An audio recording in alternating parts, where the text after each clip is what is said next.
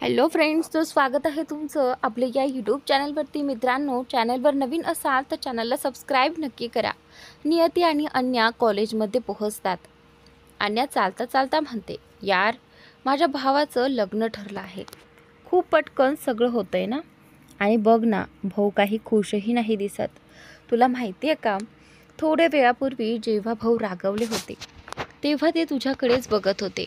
मला माहीत नाही हे बोलावं की नाही, पण मला वाटतंय भाऊ तुला आवडतात. नियती हे ऐकून थोडी थांबते आणि तिच्या चेहऱ्याकडे बघते. दोघी चालत असतानाच थांबतात. नियती गंभीर स्वरात म्हणते, अन्या, मला वाटतंय तुला गैरसमज झाला आहे. रियांशला मी आवडते ही गोष्ट तर दूर राहिली, त्याला माझा तिटकारा आहे. तो तर नेहमी माझ्याकडून बदला घ्यायचा विचार करतो. अन्या लगेच म्हणते, असं नाही रे की भाऊ फक्त बदला घ्यायचा विचारच करतात. मी जे पाहिलंय ते तुला सांगते. आता तुला जे वाटतंय ते तू ठरव. हे बोलून ती निघते, पण थोड्या पावलांवर थांबते आणि म्हणते, अगं, अजून एक गोष्ट सांगायची राहिली. आधी नाही, पण जेव्हापासून भावाला समजलंय की तूच प्रियाचं प्राण वाचवलंस तेव्हापासून ते तुझ्याशी नीट बोलायला लागले आहेत. बघ ना, नैना कित्येक वर्षांपासून घरात आहे, पण आजवर भावाने तिच्याशी नीट बोललेलं नाही. आणि तू आलीस तेव्हा 2 महिने झाले नाहीत, आणि तरीही ते तुझ्याशी. बाकीचं तू हुशार आहेस, समजून घे. नियती तिथेच उभी राहते आणि मनात विचार करते, बरोबरच तर म्हणालीस तू. रियांश आता माझ्याशी नीट वागतो, पण फक्त नीट वागणं म्हणजे आवडणं किंवा प्रेम करणं नव्हे. आणि चिरागसुद्धा माझ्याशी अगदी छान वागतो. म्हणजे आपण दोघं एकमेकांना आवडतो का? अन्या तिचं बोलणं ऐकून म्हणते, आता हा चिराग कोण? हा मध्ये कुठून आला? थोडं विचार करून ती म्हणते, थांब, तोच का जो रेस्टॉरंटमध्ये भेटला होता, ज्याला तू माझा मित्र म्हणाली होतीस? आणि त्यानंतर नियती मान हलवून होकार देते. मला माहीत होतं. अन्या थोडी हसत म्हणते, तो तर प्रत्येक वेळी आपल्यामध्ये येतो. बघ, तो इथे नाही आणि तरीही त्याचाच विषय निघालाय. त्यानंतर नियती शांतपणे म्हणते, अन्या, तो माझा बालपणाचा मित्र आहे. जशी तू आहेस तशीच. आणि थोडं चिडवत म्हणते, तसं बघितलं तर तुझी आणि त्याची जोडी छान दिसेल, अगदी टॉम अँड जेरी सारखी. अन्या आश्चर्याने म्हणते, मी आणि तो? कधीच नाही. त्याच्याबद्दल विचारही करू नकोस. नियती तिला रागाने बघते, तर अन्या लगेच म्हणते, ठीक आहे ठीक आहे, बघणं बंद कर.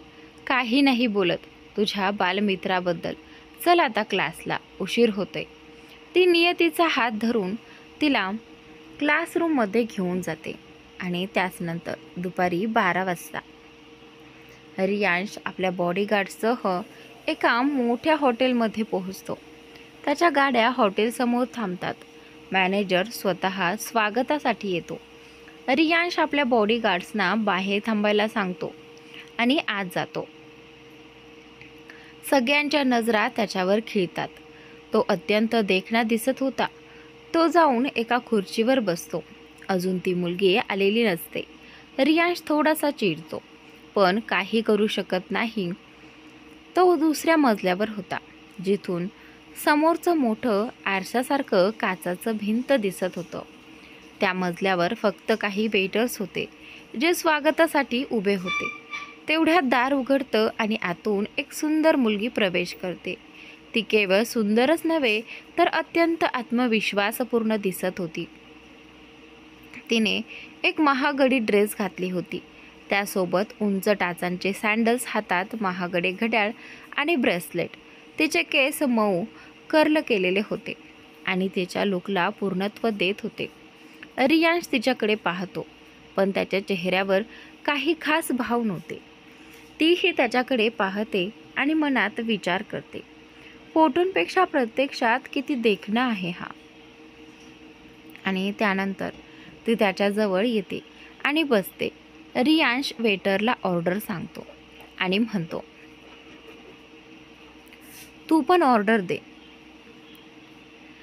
ती मेन्यू घेते आणि आपली ऑर्डर देते. थोडा वेळ शांततेनंतर रियांश विचारतो, ऐक, थोडं विचित्र वाटेल, पण मला तुझं नावही माहीत नाही. ती आत्मविश्वासाने हात पुढे करून म्हणते, निया ठाकूर. रियांश तिचा हात मिळवून म्हणतो, रियांश ठाकूर. आणि त्यानंतर दोघं पुन्हा व्यवस्थित बसतात. ऑर्डर आलेली असते आणि दोघं जेवायला सुरुवात करतात. थोड्या वेळानंतर रियांश विचारतो, निया, तू माझ्याशी लग्न का करू इच्छितेस? आणि त्यानंतर निया आश्चर्याने त्याच्याकडे पाहते. हा कसला प्रश्न आहे? रियांश हसत म्हणतो, का प्रश्न नाही का? हां, ती थोडं स्मित करत म्हणते, हो प्रश्न आहे. मी तुला नेहमी मॅगझिन्स आणि न्यूजपेपरमध्ये वाचले. तू एक यशस्वी बिझनेसमन आहेस. तुला परदेशातही सगळे ओळखतात. भला कोणती मुलगी तुझ्यासोबत आयुष्य घालवायचं स्वप्न पाहणार नाही? लग्नाचा निर्णय, लग्न करायला तयार होणार नाहीस का? तुझ्या आईने मला पसंत केले, इशिता आंटी.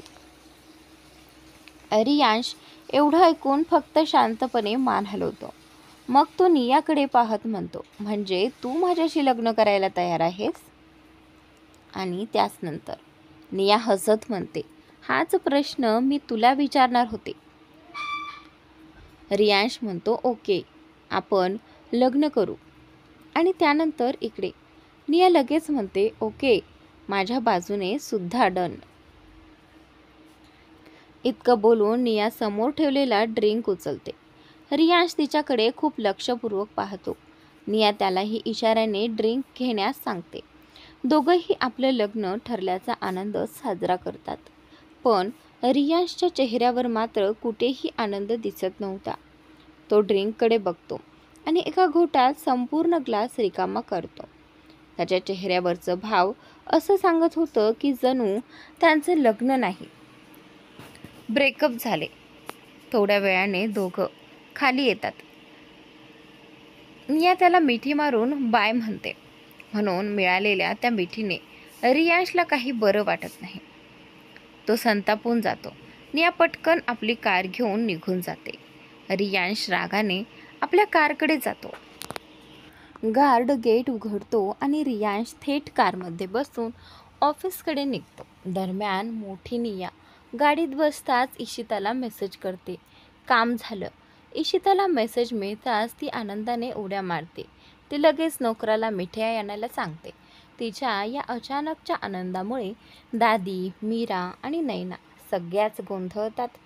मिठाई आली तशी दादी विचारते, काय झालं, इतकं खुश दिसतेस?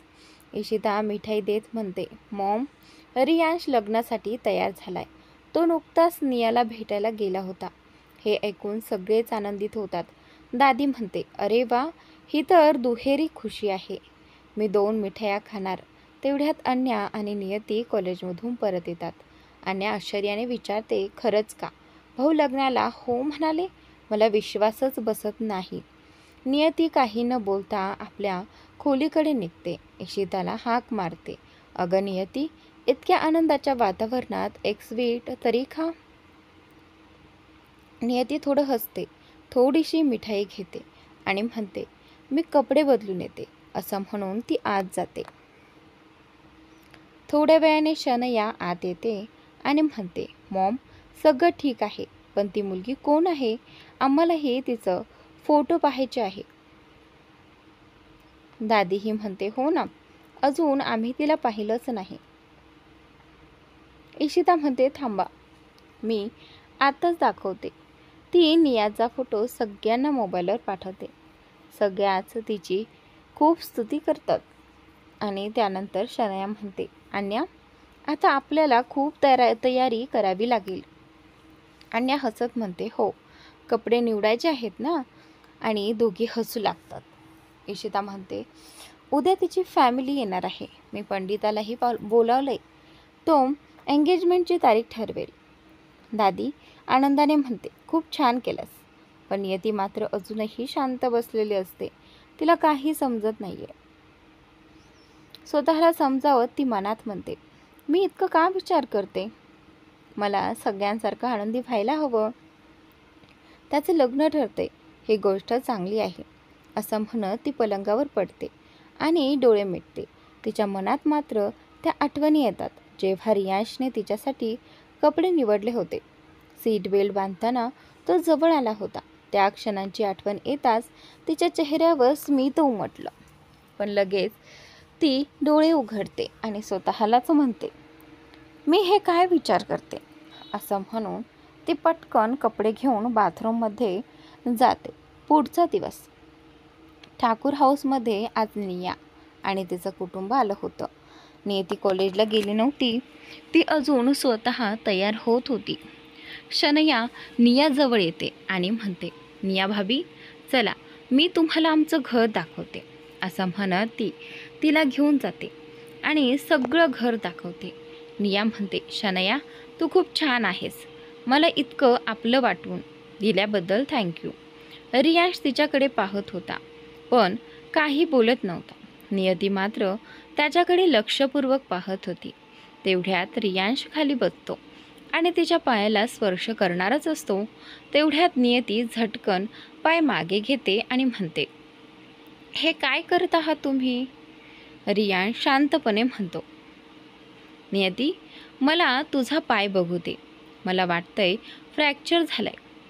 नियती थोड्या चिडलेल्या स्वरात म्हणते, तुम्ही बघणार किती आत्मविश्वासाने बोलताय, जणू तुम्ही डॉक्टर आहात. रियांश गंभीर होत म्हणतो, हो मी डॉक्टरच आहे. आता गप्प बस आणि मला तुझा पाय दाखव. इतकं म्हणून तो तिचा पाय हातात घेतो आणि नीट बघतो. मग तो हळूच त्या जागेवर हात ठेवून विचारतो, इथे दुखतंय का? नियती वेदनेने चेहरा वाकवत म्हणते, हो इथेच दुखतंय. रियांश लगेच ड्रॉवरमधून फर्स्ट एड बॉक्स काढतो. त्यातून मूव स्प्रे काढून तिच्या पायावर फवारतो आणि अचानक तिचा पाय थोडासा वाकवतो. नियती घाबरून तोंड उघडून त्याच्याकडे पाहते. क्षणभर तिचा श्वास रोखला जातो पण लगेच तिला जाणवतं की आता दुखणं कमी झाले. रियांश तिच्या त्या चेहऱ्याकडे पाहत असतो आणि म्हणतो, ही तुझी नाटकी बंद कर आणि सांग आता कसं वाटतंय?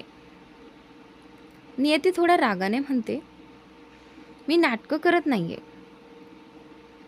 ती पाय हलवून पाहते आणि आश्चर्याने म्हणते, अरे आता खरंच दुखत नाहीये, थँक्यू. इतकं बोलून ती उठते. रियांशही उठतो. नियती निघू लागते पण तो तिचा हात धरून तिला आपल्या जवळ खेचतो. ती थेट त्याच्या छातीवर आदळते. नियती संतापून म्हणते, हे काय करताय तुम्ही? मला सोडा आणि माझ्यापासून दूर राहा. रियांश थोड्या मुश्किल स्वरात म्हणतो, का रे माझ्या स्पर्शाने तुला ॲलर्जी होते का? आणि हो तुझं ते थँक्यू मला नको आहे miss Niyati. Dot dot dot. Niyati थोडी गोंधळते.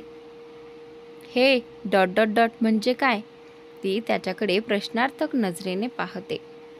रियांश तिच्या थोडं जवळ येऊन हळू आवाजात म्हणतो, तू स्वतःला खूप स्मार्ट आणि इंटेलिजंट समजतेस ना?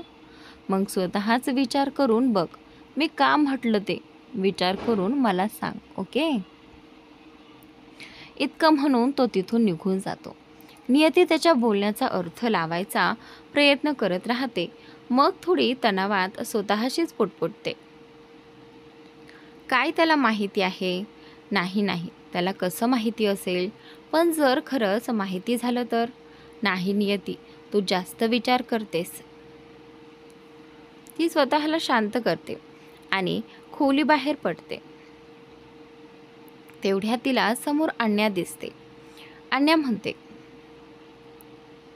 नियती चल ना, कॉलेजला उशीर होते. नियती मान हलवते आणि दोघी कॉलेजकडे निघतात. दरम्यान रियांश ऑफिसला निघून गेला होता. त्याच्या आईने त्याच्या आणि निया यांच्या एंगेजमेंटबद्दल सांगितलं होतं. थोड्या वेळाने निया आणि तिचं कुटुंबही निघून गेलं. रियांश कारमध्ये बसलेला असतो तेव्हाच त्याचा फोन वाजतो. स्क्रीनवर डिटेक्टिव्हचं नाव दिसतं.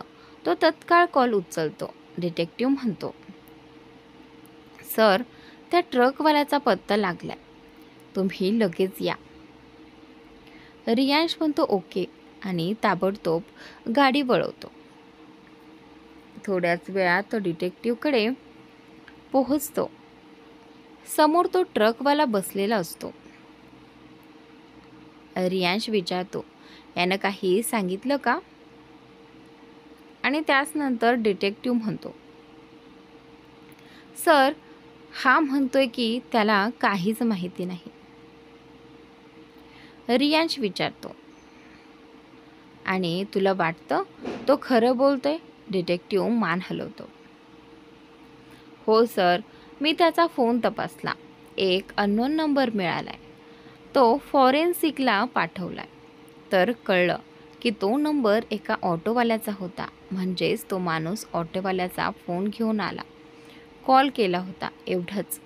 हे ऐकून रियांश रागाने समोर ठेवलेल्या खुर्चीला लाथ मारतो आणि म्हणतो, पत्ता लावा, तो कोण आहे? मला लवकरात लवकर माहिती पाहिजे. मग तो त्या ट्रकवाल्याकडे रागाने पाहतो आणि म्हणतो, आता याला संपवा. याचं जगणं निरर्थक आहे. Just kill it. ट्रकवाला रडायला लागतो आणि जीव वाचवण्याची भीक मागतो. पण रियांश त्याचं काही ऐकत नाही. तो आदेश देतो आणि तिथून निघून जातो. रियांशचं लग्न अजून आठवडाभरानंतर होतं, पण त्याआधी त्याचा एंगेजमेंट समारंभ होणार होता. सगळेच त्या तयारीत गुंतलेले होते. पाहुण्यांना निमंत्रण पाठवलं जात होतं. रियांशने लग्नासाठी होकार दिला होता, पण तरीही तो आपल्या निर्णयामुळे फार निराश होता. त्याला आता हे जाणवलं होतं की त्याला नियतीवर प्रेम झालं आहे, पण त्याचवेळी त्याचा मेंदू सांगत होता हे शक्य नाही. नियतीलाही वरकरणी काही फरक पडत नव्हता, पण तिच्या मनात कुठेतरी हलकासं दुःख दडलेलं होतं. मात्र ती त्या दुःखाला काहीतरी दुसरंच नाव द्यायची. एंगेजमेंटचा दिवस जवळ आला. ठाकूर हाऊस सुंदर सजवलं गेलं होतं. सगळीकडे गडबड होती. पण रियांश मात्र अजूनही ऑफिसमध्येच बसला होता. आज त्याचं मन काही केल्या घराकडे जायला तयार नव्हतं. तो फायली चाळत बसला होता. तेवढ्यात दरवाजावर टकटक झाली. त्याने पाहिलं, समोर राघव उभा होता. राघव आत येत म्हणाला, सर, तुम्ही फोन का बंद केला आहे? मॅडमचे कित्येक कॉल आले आहेत.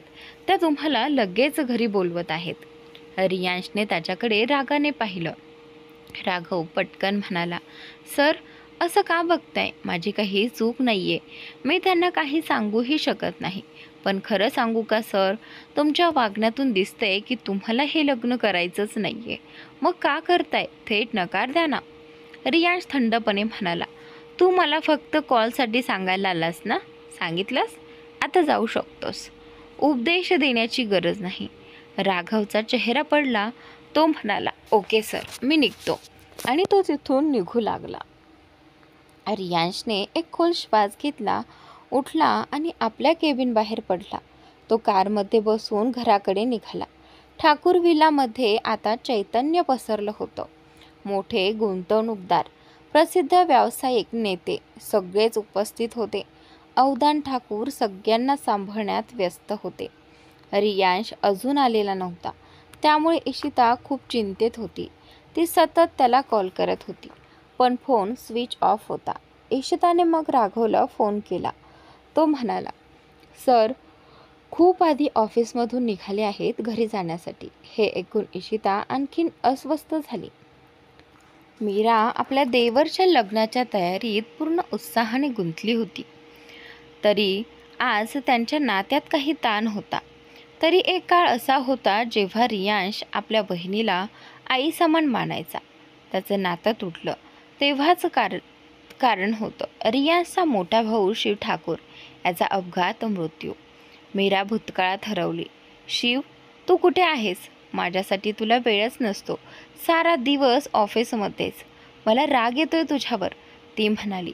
फोनच्या दुसऱ्या बाजूला शिव म्हणजेच मीराचा नवरा लॅपटॉपवर काम करत म्हणाला, मीरा थोडंसंच काम उरलंय, लगेच येतो. लगेच म्हणजे किती वाजता? मीरा म्हणाली, आज तू मला बाहेर फिरायला नेणार आहेस आणि प्रिया झोपली आहे म्हणून काही बहाणा नाही. पटकने आपण लॉंग ड्राईव्हला जाऊ आणि रेस्टॉरंटमध्ये जेऊ. मी वाट बघते असं म्हणत तिने कॉल कट केला. शिव म्हणाला, आता तर जावंच लागेल, नाहीतर माझ्या मीराचा राग मी ओळखतोच. तो उठून बाहेर पडला. समोरून रियांश येताना दिसलाय. अरे वा रियांश, अगदी योग्य वेळी आलास, शिव म्हणाला.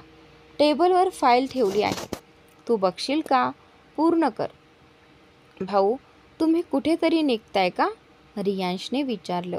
शिव हसत म्हणाला की हो, तुझ्या बहिणीला बाहेर फिरायला जायचं आहे, डिनर पण एकत्रच करायचं आहे.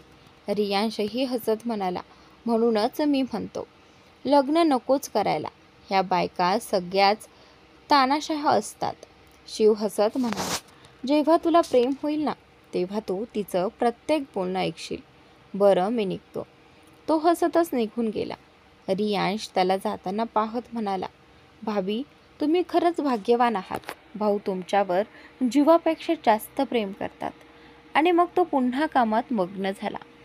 थोड्या वेळाने शिव घरी पोहोचला. त्याने कारमध्ये बसून मीराला फोन केला. मीरा खाली ये, मी आलोय. थोड्या वेळाने मीरा खाली आली, गडद निळ्या रंगाच्या साडीत. ती अप्रतिम दिसत होती. कारमध्ये बसताच शिव म्हणाला, तुला पाहून कुणी म्हणणार नाही की तू 2 वर्षांच्या मुलीची आई आहेस. मीरा हसत म्हणाली. खरंच? शिवने होकारार्थी मान हलवली आणि कार पुढे निघाली. रात्र थंड होती, वारा गार होता आणि 2 प्रेमी नवरा बायको एकत्र लॉंग ड्राईव्हवर निघाले होते. बरीच लांब सफर केल्यानंतर ते एका मोठ्या रेस्टॉरंटमध्ये पोहोचले. रेस्टॉरंटच्या मालकाला कळताच की शिव ठाकूर येणार आहेत. तो उत्साहाने म्हणाला, सगळं परफेक्ट असलं पाहिजे, आज कुठलीही चूक चालणार नाही. आणि त्याने सगळ्या कर्मचाऱ्यांना सज्ज केलं. रेस्टॉरंटमध्ये एक कर्मचारी म्हणाली, अरे हे मोठे लोक आले की आपल्या नाकात दम करून टाकतात. चला सगळ्यांनी आपापल्या कामात लक्ष द्या आणि काही चूक होऊ देऊ नका. थोड्याच वेळात शिव आणि मीरा त्या रेस्टॉरंटमध्ये पोहोचतात. दोघंही तिथे छान एन्जॉय करतात, हसतात, बोलतात आणि एकत्र नाचतातही. मग काही वेळानंतर ते दोघे घरी जाण्यासाठी निघतात. गाडीत बसल्यावर शिव मीराचा हात धरतो, तिच्या हातांवर हलकं चुंबन घेतो आणि म्हणतो, तर आता राग नाही ना माझ्या स्वीट वाईफला? असं म्हणत तो पुन्हा तिच्या हातावर किस करतो. मीरा हसत म्हणते, जर तुम्ही मला इथे घेऊनही आला नसता तर मी तुमच्यावर जास्त वेळ रागवू शकत नाही. मग राग दाखवायचा तरी काय फायदा? असं म्हणत ती प्रेमाने शिवकडे पाहते आणि म्हणते, शिव तिच्याकडे न पाहताच म्हणतो, बोल ना. मीरा त्याच्याकडे पाहत म्हणते, आय लव्ह यू. शिव ते ऐकून तिच्याकडे एक नजर पाहतो आणि म्हणतो, लव्ह यू टू. दोघं काही क्षण एकमेकांकडे पाहत राहतात. तेव्हाच अचानक एक जोरदार धक्का बसतो. गाडी हलते. शिव लगेच रिअर मिररमध्ये पाहतो तर मागे एक काळी कार दिसते. ती त्यांच्या गाडीला मागून धडक देत होती. शिव गाडीचा वेग वाढवतो. मीरा घाबरून म्हणते, शिव हे काय चाललंय? कोण आहे आपल्या मागे? शिव म्हणतो, मीरा तू टेन्शन घेऊ नकोस, नीट बस. तेवढ्यात ती काळी कार पुन्हा धडक देते. मीरा समोर आपटते आणि तिच्या कपाळावर जखम होते. रक्त येऊ लागतं. शिव घाबरून ओरडतो, मीरा तू ठीक आहेस ना? मीरा म्हणते की हो मी ठीक आहे, पण तू काहीतरी कर, त्या माणसापासून सुटायचं आहे. शिव म्हणतो की हो करतो काहीतरी. तो मग ती कारलाही धडक देतो. त्यामुळे ती काळी कार पलटी होते. मग लगेचच आणखीन एक कार वेगळ्या दिशेने येते. आता 2 कार त्यांचा पाठलाग करत असतात. शिवचा वेग वाढतो, पण काही वेळानंतर त्याला लक्षात येतं की मागची कार गायब झाली आहे. तो मीराकडे पाहत म्हणतो, मीरा आता टेन्शन घेऊ नकोस, वाटतंय ते लोक निघून गेलेत. मीरा रडू लागते. ती म्हणते, शिव मला माफ कर, मला तुझ्या बॉडीगार्ड शिवाय घेऊन यायला नको होतं तुला. शिव काही बोलणार इतक्यात त्याची नजर मॅपवर जाते. पुढे फक्त 2 किलोमीटरवर रस्ता संपत होता. तो घाबरून ब्रेक दाबतो, पण गाडी थांबतच नाही. तो वारंवार ब्रेक दाबतो, तरी काहीच फरक पडत नाही. मीरा मॅपकडे पाहते आणि तीही थरथरते. ती घाबरून म्हणते, शिव. शिव तिचा हात पकडतो आणि शांतपणे म्हणतो, मीरा, तू स्वतःची आणि प्रियाचा सांभाळ कर. मीरा काही समजण्याआधीच शिव गाडीचं दार उघडतो आणि तिला बाहेर ढकलतो. पुढच्या क्षणी गाडी खोल दरीत कोसळते. मीरा भीतीने ओरडते, नाही शिव. अचानक ती भानावर येते. ती इथे तिथे पाहते. ती आत पार्टीत होती आणि आजूबाजूला बरेच लोक आलेले होते. तेव्हाच तिच्यासमोर नियती उभी असते. नियती तिच्या चेहऱ्यावरच्या घाबरलेल्या भावांकडे पाहते आणि विचारते, भाभी, आपण ठीक आहात ना? मीरा पटकन सावरत म्हणते, हो, मी ठीक आहे. मला काय झाले? नियती म्हणते, भाभी, तुम्हाला खूप घाम आला आहे. काही त्रास तर नाही ना? मीरा पटकन म्हणते, नाही नाही, आत्ताच काम संपवलं ना, म्हणून कदाचित घाम आला असेल. ती लगेच विषय बदलत म्हणते, नियती, तू आज सुंदर दिसतेस, खूप सुंदर दिसते आहेस. नियती हलकं हसते. मीरा म्हणते, मी थोड्या वेळात येते आणि निघून जाते. नियती तिच्याकडे पाहत स्वतःशी म्हणते, नक्कीच काहीतरी आहे जे ते आपल्या मनात दाबून ठेवतात. खूप वेदना आहेत त्यांच्या आत आणि त्या मला दिसता येतही. पण शेवटी हा शिव कोण आहे? मीरा आपल्या खोलीत येते, दार बंद करते आणि आत साचलेले अश्रू ओघळू लागतात. ती जमिनीवर बसून रडते. बराच वेळ शांत होत नाहीत. थोड्या वेळाने ती स्वतःला सावरते, उठते, ड्रेसिंग टेबलपाशी जाऊन चेहरा पुसते, आरशात स्वतःकडे पाहते, हसण्याचा प्रयत्न करते. मग स्मित करून ती दरवाजा उघडते आणि पुन्हा बाहेर येते. बाहेर पाहुण्यांशी बोलत असलेली मीरा अगदी हसतमुख दिसत होती, पण कुणालाही कल्पना नव्हती की काही क्षणांपूर्वी तीच मीरा आतमध्ये तुटून पडली होती. नियती अजूनही तिथेच उभी होती. तिची नजर सुंदर सजावटीकडे जाते. ती हसत म्हणते, वा, किती सुंदर आहे, एक सेल्फी तर बनतेच, असं म्हणत ती फोन काढते आणि स्वतःची सेल्फी घेऊ लागते. नियतीचा प्रसंग. नियती सगळीकडे सेल्फी घेत होती. फोटो घेत घेत ती बाहेर आली, जिथे काही मुली उभ्या राहून आलेल्या पाहुण्यांचं स्वागत करत होत्या. नियती त्या ठिकाणी आली आणि आधी सगळं नीट पाहिलं. मग तिने फोटो काढायला सुरुवात केली. तिच्या आसपास उभ्या असलेल्या सगळ्या मुलींचं लक्ष तिच्याकडेच गेलं होतं. त्यांच्यापैकी एक मुलगी आपल्या मैत्रिणीला म्हणाली, अगं, ही किती सुंदर दिसते ना? त्यावर दुसरी म्हणाली, हो ग, अगदी अप्रतिम दिसते. हीच का ती वधू असेल? पहिली मुलगी हसत म्हणाली, खरं सांगायचं तर आजवर मी एवढी सुंदर मुलगी पाहिली नाही. दुसरी लगेच म्हणाली, रियान सरांची पसंती तर एकदम जबरदस्त आहे. तिच्या अंगावरचे कपडे तर तिच्या सौंदर्यात अजूनच भर घालत आहेत. तेवढ्यात नियतीने त्यांचा हा संवाद ऐकला. ती हसत त्यांच्या जवळ आली. त्या सगळ्या क्षणात गप्प बसल्या आणि शांतपणे उभ्या राहिल्या. नियती हसत म्हणाली, काय ग, माझ्याबद्दल काही बोलत होता का तुम्ही? आणि त्यानंतर त्या सगळ्यांनी एकदम नाही नाही करत मान हलवली. नियती हसून म्हणाली, ठीक आहे, मग माझा एक फोटो काढशील का? आणि त्यानंतर एक मुलगी पुढे आली आणि नियतीचा मोबाईल हातात घेतला. नियती फोटोसाठी थोडी दूर जाऊ लागली, जेणेकरून फोटो नीट येईल. तेवढ्यात ती मुलगी म्हणाली, थोडं अजून मागे जा ना. नियती थोडे मागे सरकली आणि अचानक कोणाशी तरी धडकली. तिची पाठ सरळ कोणाच्या छातीला लागली. ती घाबरून वळली तर समोर रियांश उभा होता. तो आत जाण्याच्या तयारीत होता. रियांश तिच्याकडे एकटक पाहत उभा राहिला. नियती घाईघाईने आपला मोबाईल घ्यायला त्या मुलीकडे वळली, पण तिचा पाय लेहेंगाच्या घेऱ्यात अडकला आणि ती कोसळणार इतक्यात रियांश पुढे येऊन तिला पकडतो. नियतीने घाबरून डोळे मिटले. रियांश तिच्या चेहऱ्यावरील भाव पाहून हसला. त्यावेळी ती मुलगी त्यांच्या दोघांचा फोटो घेते आजूबाजूच्या सगळ्या मुली आश्चर्याने त्यांच्याकडे पाहत राहतात. त्या क्षणी रियांशचा एक हात नियतीच्या उघड्या कमरेवर आणि दुसरा तिच्या पाठीवर होता. नियतीने डोळे उघडले आणि त्याला इतकं जवळ पाहून म्हणाली, रियांश सोडा मला. तो शांतपणे म्हणाला, पक्का सोडू? मग मला दोष देऊ नकोस, नियती चिडून म्हणाली. रियांश सोडा मला आता. तेवढ्यात ती त्याच्या म्हणण्याचा अर्थ ओळखते आणि रागाने म्हणते, मला खाली पाडण्याचा विचारसुद्धा करू नकोस. रियांश हसून म्हणतो, मग नीट सांग. रियांश मला खाली न पाडता हळूच सोडा. नियती त्याच्याकडे रागाने बघत राहते. आजूबाजूचे सगळे लोक त्यांच्याकडे बघत असल्याचं तिच्या लक्षात येतं. ती म्हणते, रियांश प्लीज मला सोडा, तमाशा करू नका.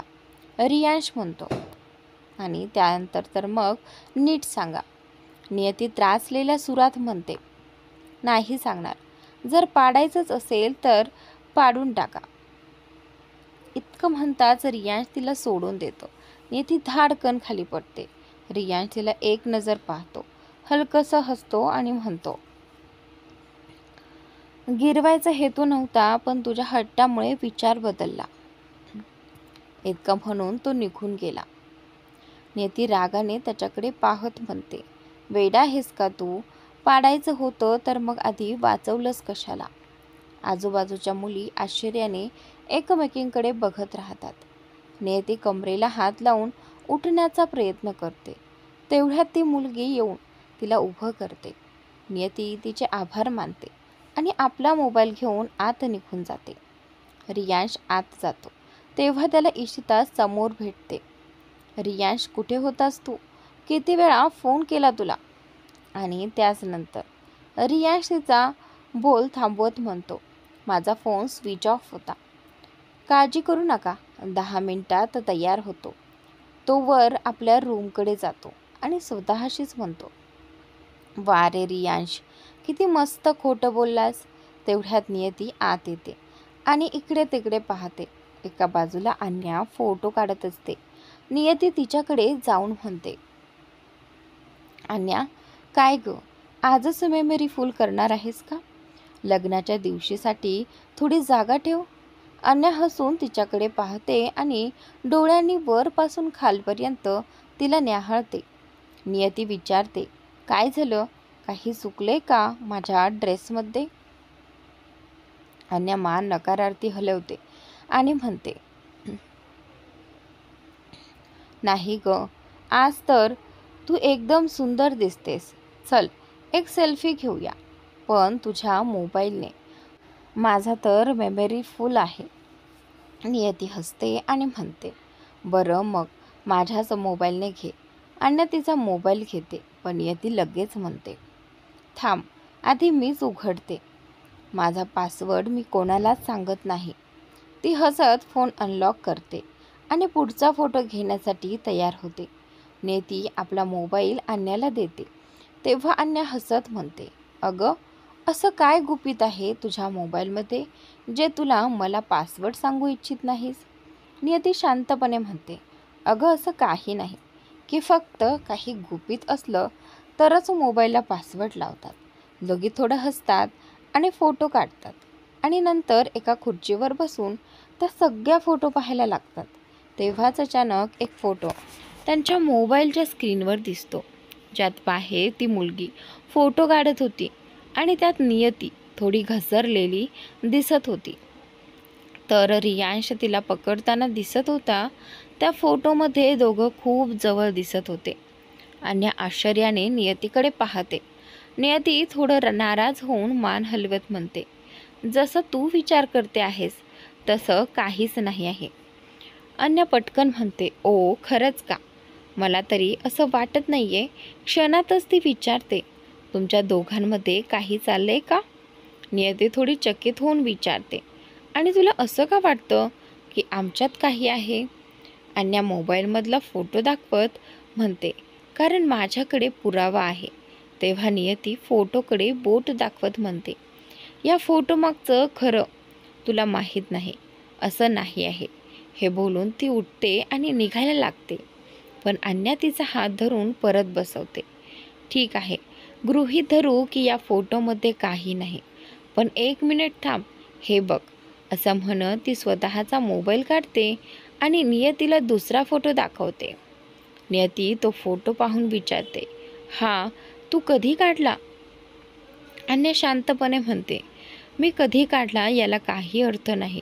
सांग की तू अजूनही हे सगळं खोटं आहे असं तुला वाटते का?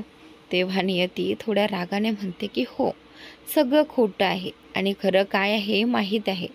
खरं हे आहे की नियती झा, रियांश ठाकूर म्हणजेच तुझ्या भावाला फक्त आणि फक्त ना आवडते, एवढंच.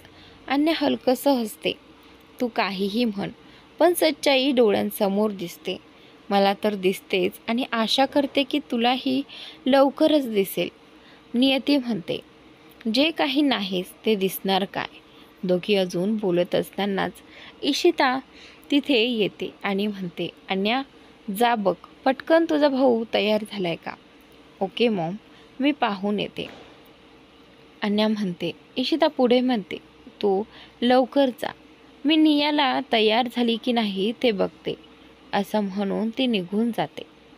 आता अन्या शांत झाली होती. ती नियतीकडे पाहत म्हणते, चल ना, माझ्यासोबत रियांश भाऊ तयार झाले का ते बघूया. नियती टेबलवर ठेवलेला ज्यूसचा ग्लास हातात घेत म्हणते, नको रे, तू जा, मला आधी हा ज्यूस पिऊन घ्यायचा आहे. अन्या चपळाईने म्हणते, जर तुमच्या दोघांमध्ये काही नाही तर माझ्यासोबत ये ना. नाही आलीस तर मी समजेल की तुला जळतंय आणि म्हणूनच रियांश भावाला भेटायचे नाही येत. नियती तिच्याकडे आश्चर्याने पाहते, ग्लास टेबलवर ठेवते आणि उभी राहते. अन्या लगेच तिचा हात धरते आणि तिला वर रियांशच्या खोलीकडे घेऊन जाते. नियतीला जायचं मन नव्हतं, पण अन्याच्या आग्रहामुळे ती जाते. दोघी रियांशच्या खोलीसमोर पोहोचतात. दरवाजा बंद असतो म्हणून अन्या टक टक टक करते.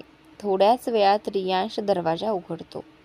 आधी तो अन्याकडे पाहतो आणि मग तिच्या मागे उभी असलेली नियती दिसते. रियांशने त्यावेळी फक्त टॉवेल घातलेला असतो. नियती त्याला अशा अवस्थेत पाहते आणि लगेचच नजर वळवते. रियांश मात्र तिच्या त्या प्रतिक्रियेवर किंचित हसतो आणि तिला बघत राहतो. अन्या म्हणते, भाई अजून तुम्ही तयार नाही? मॉम म्हणत होत्या लवकर तयार व्हा. ती अजून काही बोलणार तोच तिचा फोन वाजतो. 1 मिनिट भाई, मी लगेच येते, असं म्हणत ती निघून जाते. नियती आता एकटीच तिथे उभी राहते. तीही अन्याच्या मागे निघून जाणार इतक्यात रियांश पुढे येऊन तिचा हात धरतो आणि तिला ओढून आत घेतो. नियती त्याच्या या अचानक कृतीने गोंधळलेली आणि थोडी घाबरलेली असते. रियांश तिला टेबलजवळ उभं करतो आणि दोन्ही हात टेबलावर ठेवून तिचा मार्ग अडवतो. नियती रागाने म्हणते, हे काय वागणं आहे तुमचं? बाजूला व्हा, असं म्हणून ती त्याला छातीवर हात ठेवून ढकलते. रियांश थोडा मागे सरकतो आणि नियती दाराकडे निघते, पण पुन्हा तो रागाने तिचा हात धरतो आणि तिला परत तसंच उभं करतो. तो म्हणतो, माझ्याशी असं वागण्याची तुझी हिंमत कशी झाली? तेव्हा नियती ही ठामपणे उत्तर देते, जशी तुझी हिंमत झाली मला स्पर्श करायची. इथपर्यंतचा प्रवास अधिक तणावपूर्ण होतो.